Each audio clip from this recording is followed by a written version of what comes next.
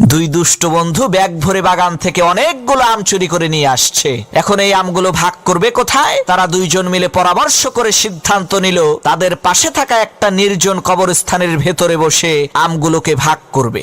যে কথা সেই কাজ। তারা সেই কবরস্থানের দেওয়াল টপকে সেই কবরস্থানের মধ্যে ঢুকবে, এমন সময় সেই ব্যাগ থেকে দুইটা আম দেওয়ালের বাইরে পড়ে গেল। যাই হোক, তারা তাদের সিদ্ধান্ত অনুযায়ী আমগুলোকে ভাগ করতেছে। দোস্ত, একটা তোর একটা আমার, একটা তোর একটা আমার।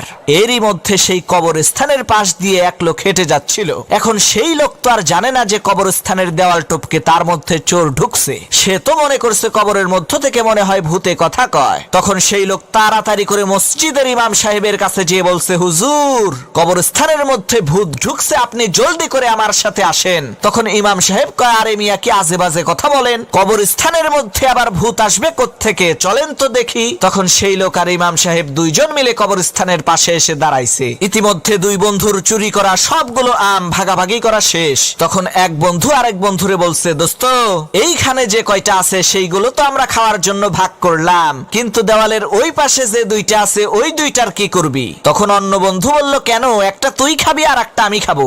দুই চোর বন্ধুর এই কথা শুনে দেওয়ালের ওই পাশে দাঁড়িয়ে থাকা ইমাম সাহেব আর সেই লোক প্রচন্ড ভয়ের চোটে লুঙ্গি মাথায় নিয়ে বাড়ির দিকে দৌড়াচ্ছে আর বলছে, ওরে রাক্ষস, তোগরে দুইজনের পাও ধইরা মাপ চাই, আমারে খাস না রে, আমারে খাস না।